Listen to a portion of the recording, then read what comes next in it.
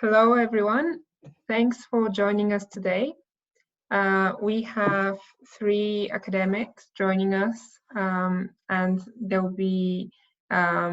prepared to answer all your questions. So thanks everyone for submitting questions. The topic of today's webinar is research and open access in Brazil, and our panelists are ready to give unique perspective about what is it like to be an academic in their specific university, their specific region, or in relation to their research area. Without further ado, I'll get our panelists to introduce themselves. We have Fábio Hech Dominski. Fábio, why don't you introduce yourself? Hello, everyone. Hello, researcher. I'm very happy to be here. So thank you for the invitation. I'm very glad to have been elected the Ambassador of the Month also. Thank you very much. I would like to thank Hilario Bomarito and Cristina Camburova also. So my name is Fábio Dominski. I'm from Brazil. I'm professor of Santa Catarina State University, located in the south of Brazil. I'm also a PhD student in Human Movement Science at the same university and researching the lab of psychology of sport and exercise. So my study areas are physical activity and health, sport psychology, exercise psychology, and ecology. I have some published articles, so I'm always looking for publications in important journals, but also for better scientific communication. Thank you, Fábio. And Pedro, why don't you go next? Hi all, my name is Pedro. First, thanks to Sena and Larry for the invitation, and greetings to Fábio and Thaise to join us today to learn together and discuss important matters. I'm a PhD student in plant science, particularly I work with ecology at the Federal University of Pernambuco, UFPE in Portuguese. And now I'm living in an international leave to do part of my PhD in Germany. I'm the University of Leipzig with Dr. Christian Wirth. And I work with the interaction between biodiversity and ecosystem functions and the contributions to people, which we call ecosystem services. Thank you so much, Pedro. And Thaise? Hello, everybody. I'm Thaise. I'm from the Federal University from Rio de Janeiro, and I work with I work with marine pollution. I'm doing my postdoctoral research, and I would like to thank you for the opportunity to participate. Thank you all. Okay, so today's webinar will be roughly split into 4 themes. We'll talk about access to research. We'll talk about open access in Brazil. How do our panelists choose where to publish their papers? And then we'll finish talking about collaboration and research. So let's start with the first topic, which we got the most amount of questions for, which is open access and choosing where to publish. So first I start with a nice discussion about what's your opinion about open access. So open access is beneficial to scientific research, scientific communication, and the development of a creative society. What are your thoughts on that? Let's start with Pedro. So that's definitely an interesting matter. Yes, I agree with that. Open access is making an extreme revolution in science. It's actually pretty much needed in those days. And I think the main reason of that it's because increase our power of collaboration, increases accessibility to everyone, and then we can move science to even further. So I'm actually pretty much, I like the movement and I like the logic. Of course, there are some points that need to be more discussed, and we are actually pretty much young in this, new in this discussion in the science. But I'm pretty much, I like this movement, and I think the science should be open. Thank you, Pedro. And Thaise, thoughts?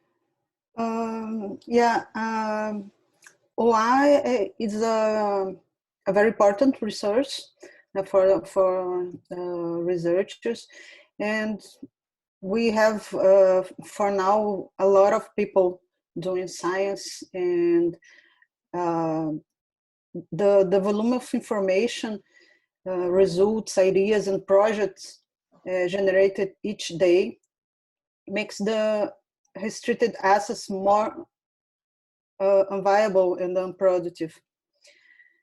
I think that this is a very important research for the scientific community. Thank you, Thaise. And Fábio, any other thoughts? Openness provides the means to maximize our visibility of our researchers. So today, we have a lot of journals that publish open access. I would like to highlight that in 2008, there were around 200 open access journals in Web of Science. And nowadays, we have more than 14,000 journals in the directory of open access journals. For example, I've been noting that most articles about COVID-19 are open access. So we have almost 1,000 papers already published about this disease. The New England Journal of Medicine, for example, is making available all journal content related to this disease for free. And this is very good. Thank you so much, Fábio. Just a note to say that we have some issues hearing you. So if you don't mind speaking up or maybe checking your microphone, there's some noise, so we can't hear you very clearly. But thanks for the answer. All of you said that you've published papers previously and you're kind of in the process of publishing now. Would it be your choice to publish in a fully open access journal, or is there something more important for you? Thaise, what's important for you when choosing where to publish? Yes, the last two publications I've done in open access, fully open access. I think that it's important to share our. I'm not listening. Very. It's kind of. Hello. Hi. Yeah. So would it be your choice to publish in a fully open access journal? Yes, for sure. Mm-hmm. Yeah. Great. And Pedro, any thoughts? Yes, I've published 2 papers right now at this point, and none of them was in a fully open access journal, but only hybrid ones. But definitely that could be something that but I have to be honest, in my research area and in my institution, there are a lot of other reasons that push us to publish. And for example, the visibility and the history of the journal. Some journals are more related to experimental ecology. Some journals are more related to broad audience and global questions. Other journals are more focused on research that could be developed, that only replicated in different places, but is not bringing some new theory or something like that. So there are kind of profiles of the journal that we take into account a little bit more. But I hope in the future there will be a lot of options inside those niches, so we can decide to publish better in giving priority to open access journals. Yeah, is this speed of publication a factor for any of you? Yes, definitely, definitely yes. And we choose to publish in journals that answers faster. So we cannot have the luxury to wait so much to have response of a journal, and because there are a lot of productivity indicators and grants to apply. So that's quite important also. Yeah, and let's try Fabio. You've switched your headphones and microphones, so hopefully we can all hear you better. Would it be your choice to publish fully open access, and what other factors are important for you? Can you hear me better now? There's still background noise. Let's try. Unfortunately, in most cases, the fully load open access is not a reason. First, I consider the impact factor, the journal citation reports, but also the scientific journal ranking from Mello. These two impact metrics are the most important for us. But also, I'm always looking for the speed of publication, somewhere up to 3 months to the first answer, and also for the number of articles published per year by the journal. This is also an important information for us. Yeah, I can definitely hear you better. There's still some noise, but it's definitely better. And thanks for the answer. So, are your institutions and anyone within your institutions that you're working with supporting or directing your decision where to publish? Does any of you work in a research group? Yeah, Thaise? And there's no direct influence on where we choose to publish, but we used to consult the group, and of course, as a general, we look for the reputation and what will return for the department, and of course the value is an important issue while choosing. Sometimes it's very expensive, and we need to look for this. Yeah. And Fabio, is there any role that your institution is playing into deciding where to publish, whether that's through support or influencing your decision? Yeah, there is no influence to supporting we publish in open access journals. We as developed country, we have difficulties to pay the article processing charges, so it's a problem for us. But there is an influence where I will submit my articles by my advisor. He's focused in journals with high impact factor, which is a good thing, aiming high visibility and then increasing the number of citations of our works. But we always choose together where to submit our articles. Yeah, thank you. And Pedro, is there any difference with your institution? No, my department just asked us to publish in high quality journal. Brazil has a specific quality system that considers what Fabio was talking about now, and then we have journals like in the A stratum, and we need to publish in those top journals. But they don't give us much more money to publish in open access journal to cover the APC fees or something like that. They don't have that kind of reward. They don't give us money to publish in open access journals for now, at least until I know. Yeah, And are you able to access any other grants that cover APC? So either kind of opportunities from the publishers themselves or any other? Yeah. I've heard that people can just talk to write to the editors, discussing that Brazil is not in a good moment to science and asking for like discount on fees or something like that. I don't know if that does that answer your question, and if there's other opportunities of grants. I'm not aware. Only that one.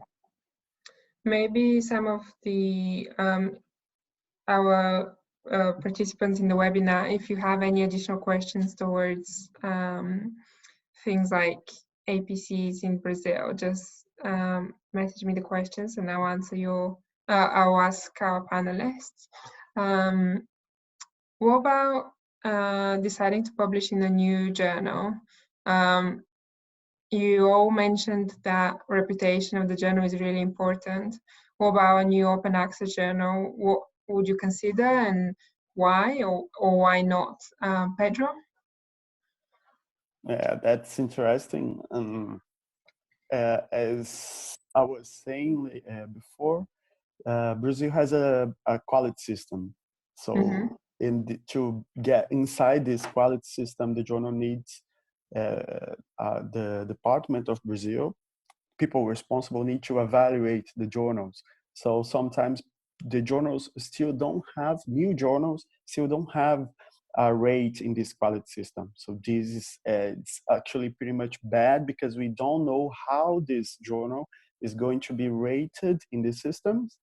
And then a lot of people, a lot of my colleagues don't like to put their papers in their manuscripts in those journals because they don't know how they will be ranked. But personally, I like the sense to publish in a journal which is in the vanguard, or that has a new concept and is bringing new ideas. But of course, we are a little bit afraid to publish in those journals, and then they will be evaluated in not so good quality for Brazil. And unfortunately, this could be important. This could be key for us, Brazilian PhD students, to get a job, a research job in the future. Yeah, exactly. Thaise, anything to add? Oh, you're on mute. I can unmute you. Hello, Thaise? Yeah, anything to add to that? I agree with Pedro. Yeah. About considering to publish, and it depends the content of the paper, and if I have a very stand, and I would, well, yeah, I'm agree with him. Sorry. Yeah. That's it. That's fine. Fabio, if there's anything to add, let me know. Yeah, I consider this possibility, but actually it depends more than the impact factor of the journal than if the journal is new or old. Yeah. But I don't rule out that possibility. For example, when I was looking for a journal to submit an article about the effects of exercise in patients with fibromyalgia, I observed a new journal called The Lancet Rheumatology. At this moment, this journal don't have the impact factor yet, but there is a great chance that in the future this journal present this metric. Due to this journal belong to the Lancet group. They have several journals related to different areas. However, I submitted and published this article in another journal. Yeah. Have any of you published in a fully open access journals? Yeah. Yeah, you have? No chat. No? And Thaise? Yeah. Okay. And what about publishing in your language in Portuguese versus English? What's your experience, Fábio? Yeah, my research group has several articles, published articles in Portuguese, and our sports science journals are open access. Yeah, but the journals here are starting to have a APC also. Yeah. Okay. And Thaise and Pedro, have you published in Portuguese or English? Both. Both? Mm-hmm. I've published only in English. My research group is focused on, I don't know, they published mostly in English, and I'm just starting, so still published in English. Yeah, exactly. Okay, and you kind of answered that question, but what is the most important factor for you when choosing where to publish? Is the reputation the one, or is there anything that's the most important thing for you? Fábio? Okay, yeah, the reputation through the impact factor is the first thing, by the journal citation reports from Web of Science or the scientific journal ranking from Scopus. And then the time until the first decision. Generally, we have a long time of wait in Brazilian journals, more than international journals. Yeah. And then the number of articles, like I said, published per year by the journal is also an important information when we are submitting some work. Yeah. Thaise, what's the most important thing for you? Yeah, the reputation is a very important thing, but we need to look for what we call here CAPES. Pedro already said it, and Fábio. This is very important for our group because there's they classify our post-graduation, and we can access more resources and financements, and if we can publish in good, what they classify as a good journal. Mm-hmm. So what's classified as a good journal? Is there any incentive to publish in international journals versus Brazilian journals? Or is the classification based on the impact factor? I think that both, they have an internal form to classify. I don't know, maybe Fábio or Pedro knows better, but they classify in three or more groups. They are A1, A2, B1, 2, and C1. It's a little bit different this year, and I'm not totally knowing, but maybe Pedro or Fábio can help me about this. Yeah, Pedro, do you know more about... But this is an important to look at, factor to look at. Yeah. Yeah, in Brazil we have this classification of journals that is national, but now there are constant transformations in this classification due to the need of consider the impact factor as main metric. So yeah, that's it. Yeah. And Pedro, do you know if it's is that favoring Brazilian journals or international journals? If the system is favoring, or if if the system is favoring. No. As Fábio said, the most modern classification that they have changed recently is focusing on impact factor. because what was happening in the past, a lot of journals with a lot of a high impact factor in some area were not.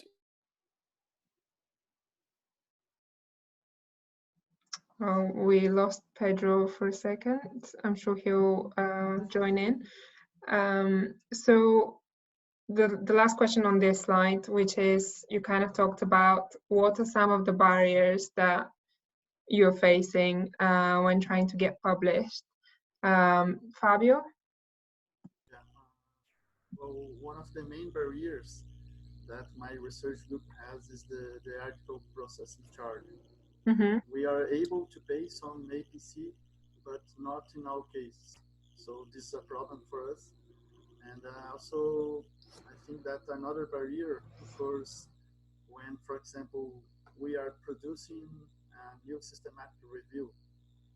If there is a delay in the first answer of the journal, by the journal, and then we receive the refuse, sometimes we need to update the search, and then so taking longer for the final publication. Yeah. Pedro, so we're talking about barriers that you're facing. If you want to finish your previous point, you can, but also you can add, you mentioned previously APCs as a barrier. Is there anything that you want to add? Yeah. I'm not aware in which part I was talking that the internet got down again, but we have a lot of barriers, and mainly the APCs, and which are mainly for us in my region, from northeast of Brazil. We have less approved projects from grantings, public grantings, so we need to make the most of the money that we receive, and unfortunately we cannot afford frequently those fees. This is definitely a barrier. And Thaise, any other barriers, or is APCs the main barrier as well? I think that it's the main barrier. We have the grants, and I think that the language is an important barrier to sometimes some colleagues decide not to publish in English, or we have very good journals, but it kinds of it's restricted. Then you can disseminate your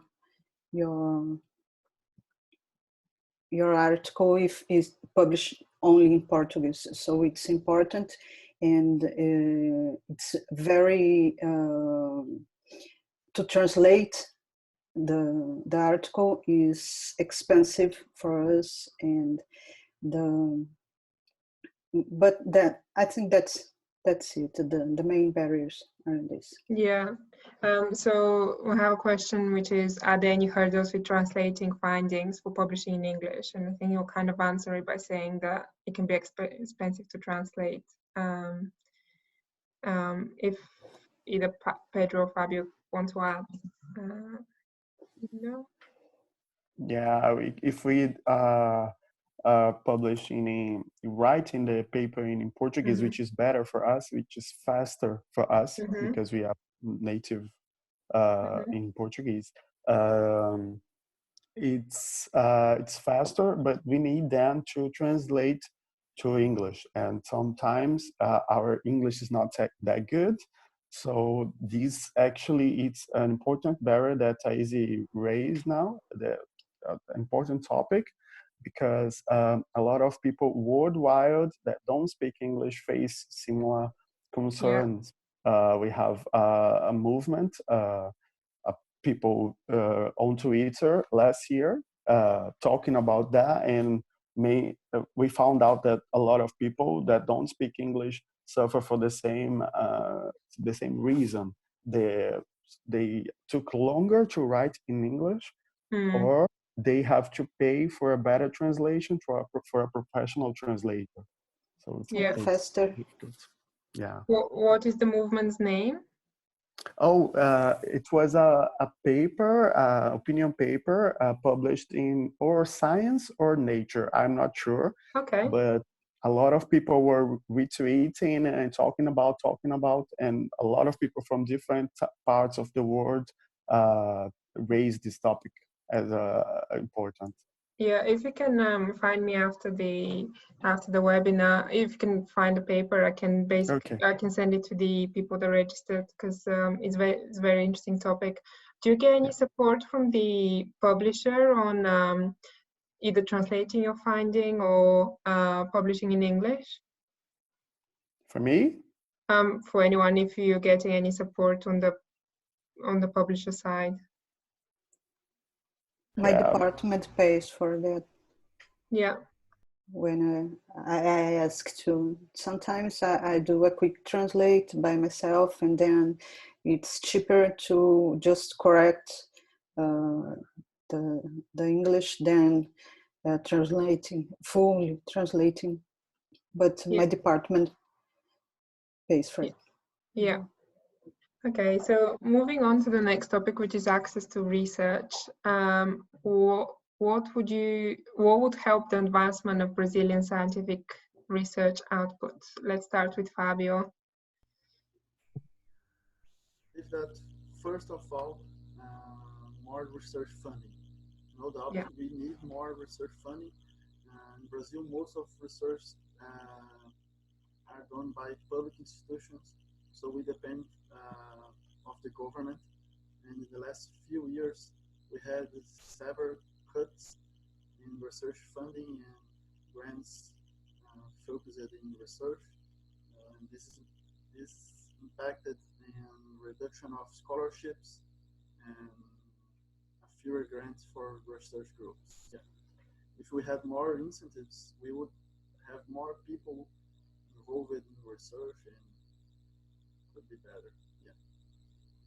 Thank you, Fábio. Thaise, anything specific that would help?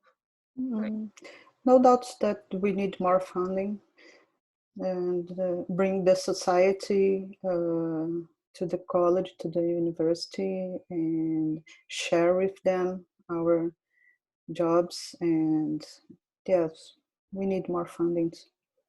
Yeah. Pedro? Yeah, definitely we need more fundings, and actually maybe it's our fault a little bit not to communicate better with society, as Thaise was saying. But I feel that there is a movement to teach us, as speaking as a PhD student, our bosses doesn't know how to communicate better, because science, the Brazilian science, at least in my area, was never concerned about better communication. And now there are movement, and people from the PhD and master degrees are starting to care about that, and maybe we could be better trained, and then we can show society how science works and why it's worth to invest in it. And that could definitely be a key factor to move Brazilian science to another stage. Actually, in my research area, we are getting better and better through the years. But discussing with my professor, we expect a little decrease in quality in amount of publications and international protagonism, because there were a lot of cuts from the past years, and this is not have an immediate effect. We have effect in the future, because papers take time to be ready. Yeah. Yeah, that's very interesting topic. And in the next theme, I have a few questions about research communication and dissemination. So I'll I'll ask those questions then. What channels do you use to access research papers? Is access an issue with you? Are you happy with your university subscription to different journals? Pedro, why don't we start with you? Sorry, can you repeat, please? So what channels do you use to access research? Okay. And is access to research a problem, or is it something that's completely fine for you? Yeah, the Brazilian government pays a lot of money to research, to journals, and we have integrated systems. It's not per university, Okay. Well, unfortunately, correct me, but it's an integrated international national platform. So the Brazilian pay the journals and they release the access, and through this national portal, we can have access to a lot of journals. But in the practice, there are a lot. oh, so sad that we're losing Pedro a little bit. Thaise, do you want to add something to that? What Pedro was explaining? Yes, Pedro was talking about, I believe, Portal Capes is where we can find mainly the most important and even old papers, and we have I have no issues for this. Yeah. But since you have ID, institutional email, you can do that. And I think that it's not all universities that have this access. Okay. So it's a nationwide system, but still for people, that's people in institutions and universities. Mm-hmm. Yeah. Okay. Yeah, it's correct. Yeah. Fabio, do you use any different channels? Do you agree with Thaise or and Pedro? Yeah, I agree with them because I always assess the scientific content in the university to allow the access to databases and journals.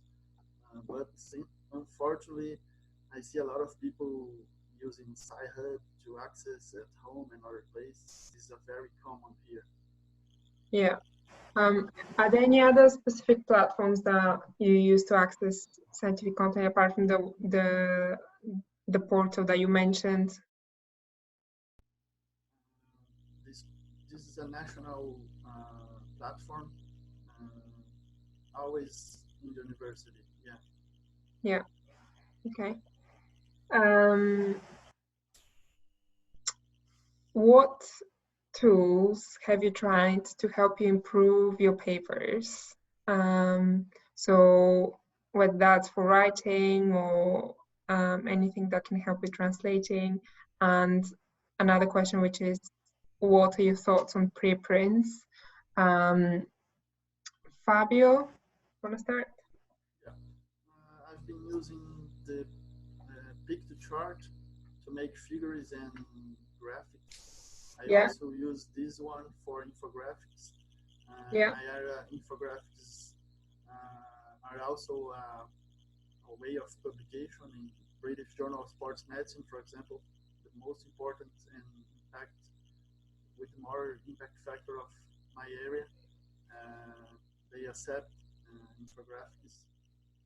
And Canva is another tool that I've been used. Sometimes I use, yeah. And have you published in preprint? Yeah. Now I have accepted article in seminars in arthritis and rheumatism, and there is a preprint of my article available. Yeah. Okay. And Thaise, the first question. So, what tools have you tried to improve your papers, if any? There's a lot of tools. One is similar to the infographic, that is Mindagraph that I use. Also, Mendeley is important for me, and translators like Grammarly, and yeah, I think that is the most important source. Yeah. Research. And have you published in any preprints? Not yet. Oh yeah. Okay. There'll be more questions about preprints, so I'm going to be asking more in the next slide. And Pedro, any tools that help improve your papers? Sorry, can you repeat? Any tools that you've tried to help improve your papers, whether that's something to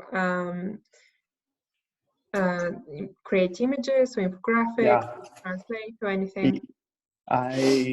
As Thaise was saying, always use Grammarly, at least the free version of it. I always use also Inkscape, which is to draw better graphs, and it's free. And I always use R, which is a software to perform statistic analysis also. Yeah, and have you published in any preprints? Not yet. Not yet. Okay. Haven't. And is ORCID popular in your institution, Pedro? Do you have ORCID? Yes, we are asked to publish that, to assign, to create an ID, to submit journals, and our program is our post-graduation programs start to ask that as a demand for all research. Yeah, and Thaise and Fábio, do you also have ORCID? Are they popular in your institutions? Yeah. Yes. Yeah. Go on, Fábio. Okay, thank you. At least in our lab, all of students and researchers have this registration that has become popular due to be mandatory for some journals, and then we created our ID. Yeah. Let's talk about preprints. So you, Fábio, have published in preprints, and then Thaise and Pedro not yet. Would you consider publishing in preprints, Thaise? Yes, I'm already considering my next paper will be published in a preprint. Are preprints popular in your research area? Not yet. Not quite. Pedro, what about you? Yeah, in my research area, there are a lot of, they are getting more popular every time. And yes, I would really consider to publish because I am reading a lot of preprints for other researchers. So I think it's a natural cycle. Yeah. Are you all reading preprints? Are they important part of your research, Thaise? Not part of my research by now, but I'm reading a lot because of what's happening right now about the virus, and it's very it's important to know as fast as they're conducting research, and we can assess results. Definitely. And Fábio? Yeah, I consider this possibility to my future publications. Yeah, no problem. Yeah. It's important to highlight that in Brazil, although WordC provides a persistent digital identifier, here in our country we have the national platform called Curriculum Lattes. This is a national platform for curriculum, so every researcher has a register in the platform that is provided by the Brazilian government. Yeah, thank you. And Pedro shared the link to the article that we talked about published in Science. Everyone should be able to see the link. Thank you, Pedro. It is an opinion article that was published, and what about like 200 retweets in Twitter? So a lot of people were discussing and concerned about that. Yeah, so everyone should be able to see it in the chat box. So this is my last slide of questions. So if there's any other questions that we haven't talked about, please message me and I'll ask our panelists. So how do you collaborate on research with other academics, both nationally and internationally? And is collaboration important for you? Fábio? Yeah, of course. Here in my lab, we have international collaboration with Italian researchers. We have been studying the air quality of environments used for exercise and sport practice. It means the air pollution and pollutants.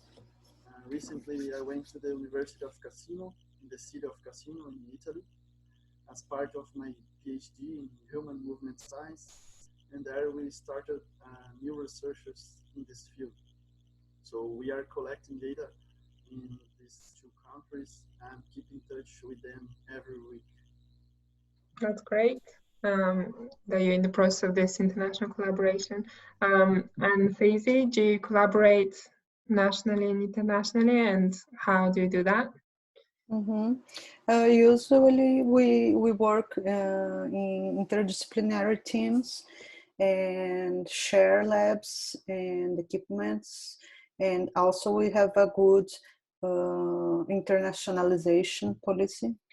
And in my PhD, I went to University of Miami to in collaboration with the Laboratory of Stable Isotopes, and that's what I used to do to collaborate. That's great. And Pedro, I know you're in Germany at the moment, so is that part of your collaboration? Yes, yes, definitely is. It's for my area, it's been pretty much common to come for international leave, and even though we don't have the opportunity or the money to come, the money that I got to come here is from public. It's national funding. Yeah, thank you. Resources, we still can collaborate via Slack or via Notion, which are workspace and platforms that we have with international teams. So actually, oh no, I lost him again. We'll move on to the next question, and I'm sure he'll join again. We talked about earlier about disseminating research, that it's important to communicate your research within within your peers, but also within the wider society. Are there any challenges for you? So Pedro was talking about that it's something new, so a new thing that they're getting into. Are there any challenges around disseminating research, Thaise? Yes, I think that's a cultural challenge because we don't use to disseminate through the society, but I think that as we talk, there's the language barrier and financial. I think that's this the main challenge. Yeah, and Fábio, any challenges around disseminating your research, whether that's with your peers or with the wider society? Yes, particularly since the last year I've been dedicating my time to scientific divulgation and dissemination of my results. So first of all, there is no funding for this activity because we have to pay the APC, the review of the review of English by a native speaker. So we need to pay for this. But I think that the researchers should dedicate a part of their time for scientific divulgation. So we have several ways through infographics, video, podcasts, social media. Yeah. the main challenge that I have faced is how to dedicate my time to do this, because I really consider a very important thing. Yeah, definitely. Pedro, you talked previously that there's a new focus on communicating and disseminating research. What are the main challenges for you? Sorry for the unstable internet, guys. The university in German is just crazy those days. Actually, for me, as I was saying, I think science was not prepared, at least Brazilian science was not prepared to communicate from the beginning. So now we have a challenge. And the main challenge is to translate the language to a level that everyone can read it, because we are used to talk complex. We have complex terms, and we don't talk like any other person in the society. So we need to improve that. And I think this is, and also adding research from teaching and pedagogy, I don't know, maybe learning tools are the best ways to better communicate our science. And if you could build a research dissemination infrastructure from scratch, what would that look like? And then combining with the question around, is there a need for more professional and effective science communication outlets needed? Pedro? I'm not sure if we have that. I don't know if I got your question well, but I'm not sure that. How do you imagine the ideal research dissemination kind of infrastructure? So how would that happen, and who would support you? Would it be your institution? Would it be your publisher? Who would it be, your editor? Who would support you with research communication, and how would that look like? Yeah, I think for the future we will have, we need to have a team to support that kind of activity, maybe for our institutions, to have a special department specialized to make the text readable and to make graphics more clear, and maybe people from journalism to help us in this task also. Yeah, Thaise, any other thoughts on that? How would the ideal research communication infrastructure would look like? I think that researcher is doing a very good job, and it's a very useful and easy to find relevant, and I think that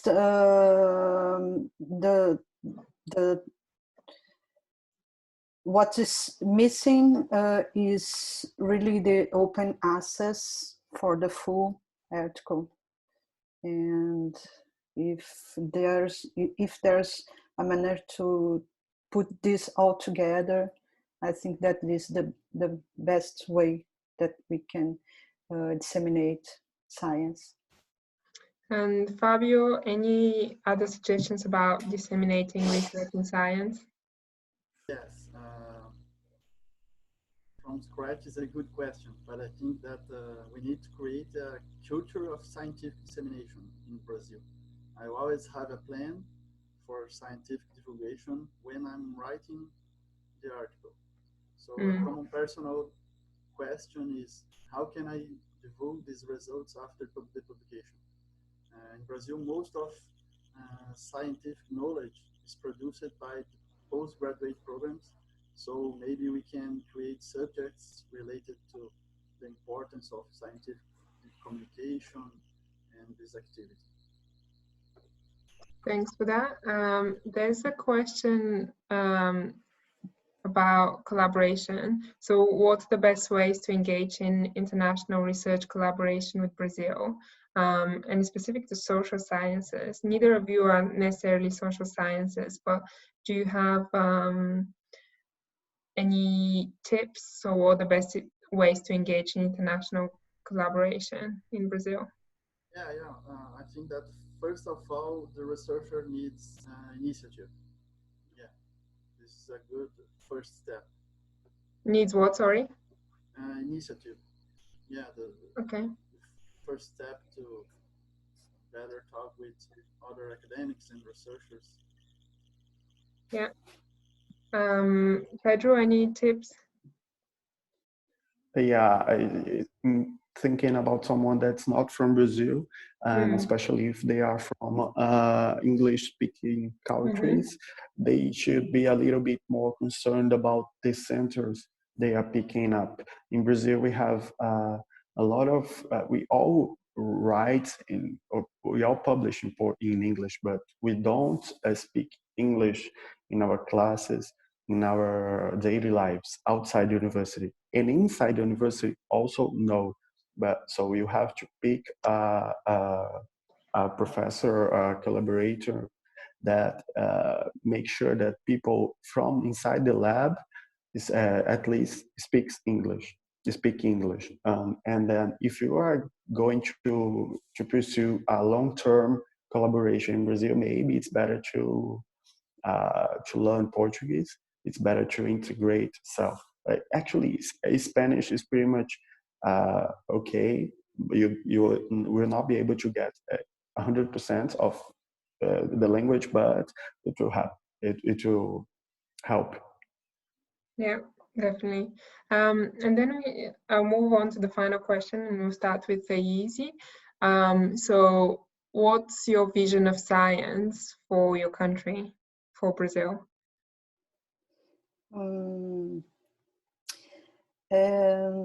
Brazil is a lot of changes the last years, as Pedro already said, and I think that